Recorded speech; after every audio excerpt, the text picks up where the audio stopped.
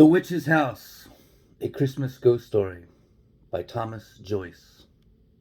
All of the children who called the small Scottish village of Cardross home knew of Mrs. McCulley, and they knew to stay away from her.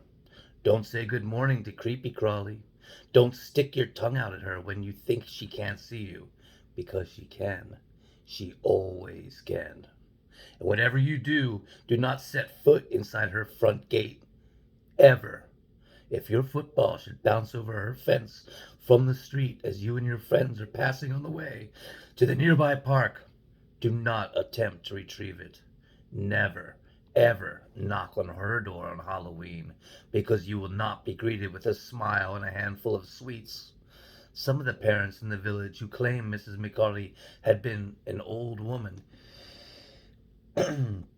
even when they had been children, warned that if you persisted at her door after she'd ignored your first knock and screams of trick or treat, she was likely to offer you snakes and spiders instead. Some parents like to have fun with the stories they passed on to their children, and some children refused to take grave warnings seriously. Sharon hated Creepy Crawly. She and her parents had moved to Cardross from Sheffield during the holiday week in October, thanks to her dad's stupid work, and Sharon had to get used to a whole new school, teacher, and friends, although they weren't so bad, especially Fiona and Edith. By the end of the first week, she had learned everything she needed to know about the old lady who had stolen her cat. Mortimer had been a birthday present, but also a gift to soften the blow of moving away from her old life. Sharon had wanted a black kitten of her own, ever since her cousin had received one the previous Christmas. Her mother had been dubious at first, worried that she wasn't responsible enough to care for a pet, but her father had talked her around to the idea, and the added argument that it would help ease the moaning after moving to Scotland had sealed the deal. Caring for the kitten had been easy to begin with. They had visited the nearby pet store to buy the essentials, food bowls, litter tray, a brush, and the kitten was taken to Sharon as though she were his mother. He would follow her around the flat in Sheffield, climb up her trouser leg, and jump her until he was perched on her shoulder, playfully eating her hair. Mort, she would cry, only half annoyed. How could she stay angry at the innocent ball of fur? He hadn't enjoyed being stuck in the cat carrier during the trip to Scotland for their big move. But once her mom and dad were distracted with the directions from the map app on their phones, Sharon had sneaked Mort out of the carrier and into her hoodie, where he had snuggled in and slept for the rest of the journey, gently purring against her stomach. It was during the great unpacking that Mort had disappeared. Too many boxes and too many new places to explore, too many hidden nooks and open doors. Have you seen Mort? She asked, out of breath, and not just from running through all the upstairs and downstairs before finding her parents in the kitchen. She was panicking too. We thought he was upstairs with you, replied her mother, as they both continued emptying dishes and cups from cardboard boxes and stored them away in the cupboards. A gust of wind drew all their attention to the back door, standing slightly ajar. Sharon had cried herself to sleep that night. She had immediately hated life in her new home. She wanted to return to Sheffield, and nothing her parents said could halt the tears. We'll get her a new cat, her dad had suggested. Sharon had stopped crying at that, only to wail louder and cry harder than ever. Sharon's mom called Sharon's dad a moron. She made up flyers with Mort's face on it and put them all around the village, alongside her covering very old posters showing a picture of a boy and girl, both with red hair, lost some time ago. She hoped Mort would be found quicker than the children on those posters. It was while she had been trick-or-treating with Fiona and Edith later that week when she first spotted Mort in the front window of Creepy Crawly's house.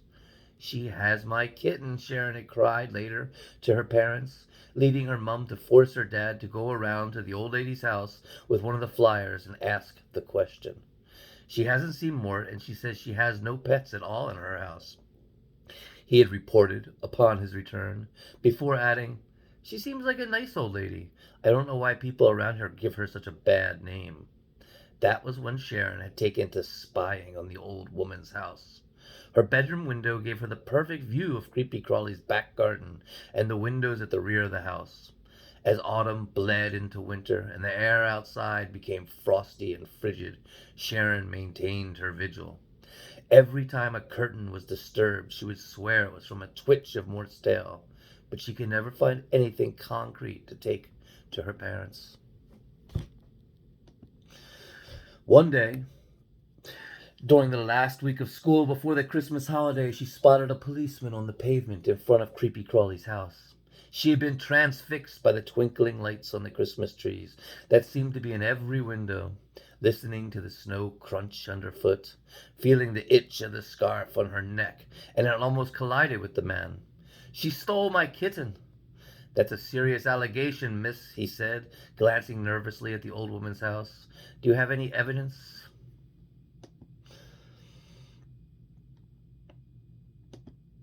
"I saw a cat in the window," she said, feeling the heat run up her cheeks. "My cat." Scoffing at this, and quickening his pace, the officer said, "We can't go arresting elderly residents of the village based on some nonsense rumors from silly little girls. You leave Mrs. McCallie alone, or I'll be having words with your mum and dad."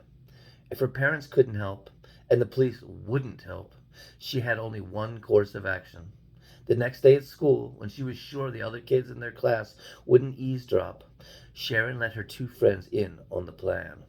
"You're crazy, Shaz," said Edith, a look of terror upon her small face. "She'll catch you and eat you up." "Yeah, I'm with Edith on this one," agreed Fiona, looking over her shoulder as the rest of the class sat in groups, huddled around an assortment of board games. It was the last day of school before the Christmas holidays, and the steady snowfall had kept the kids indoors. "You should just tell your mom and dad, or make an anonymous phone call to the police. Let them deal with it." She thought about the useless policeman. "And what if they mess it up?" asked Sharon, seething with anger. "What if they just don't care?" "No, no way. I have to deal with it. Tonight."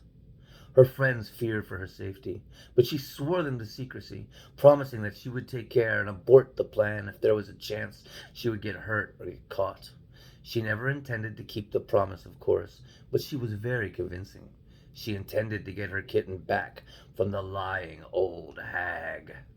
That night, after she had said good night and left her mum in front of the television and said good night to her father over the telephone as he was still at work, she crept upstairs and quietly changed out of her pajamas and into a black tracksuit, black waterproof jacket, and black trainers before creeping out of her window.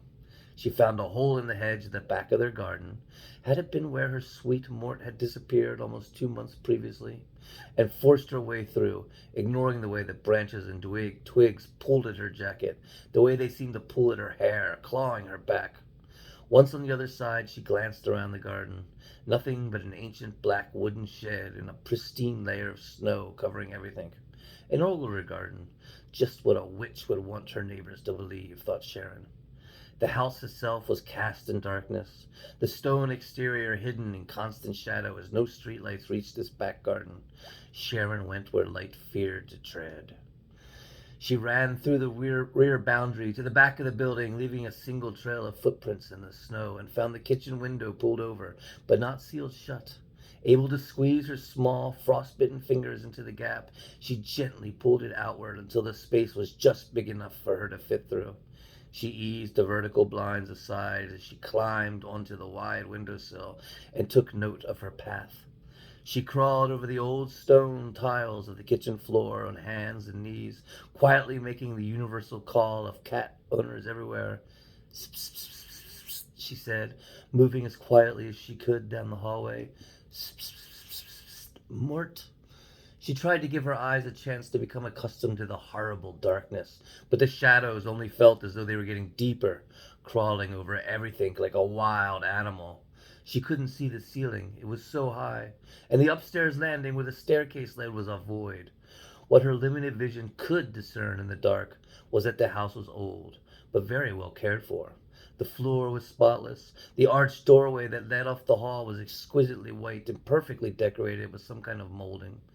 "Psst, psst, psst, psst," She poked her head through the doorway, which appeared to lead into a single sitting room, complete with unlit fireplace and what appeared to be old-fashioned seats, the uncomfortable kind with very thin cushions, which seemed to be in every old person's home. To her surprise, there was even a dilapidated Christmas tree in the corner, furthest from the window, and ancient tinsel hung upon the fireplace. But there were no Christmas cards on display anywhere. She peered into the shadows beneath the nearest seat. Two eyes stared back. A shriek escaped her mouth before she could cover it and force it back down. Then she heard the sound she'd been missing for 2 months. Meow. "Oh, Mort," she whispered, mindful of her volume, reaching into the dark for her kitten. She felt his wet nose sniffing at her open hand, felt him rub his face against it and give a loud purr of happiness. She gently grasped him and pulled him toward her, letting him rub his face against her cheek, loving the sensation of feeling those purrs through his ribs. He didn't seem to be malnourished, and as much as Sharon would very much like to give the old hag a piece of her mind before she left, she had Mort, and that was all that mattered. There'd be a time enough to deal with Creepy Crawly the next day. "Who's there?" a whisper call from the hallway. When Sharon glanced over her shoulder to the arched passage, she could see a ghostly, flickering light descending from the ceiling. She placed Mort within her waterproof jacket and tracksuit top and scooted over to the side of the doorway, hidden from view of the hall. Remaining low to the floor, she risked a peek around the corner to find the source of the light. She was surprised to find Mrs. McCulley in a nightgown standing near the top of the stairs, a candle in her hand.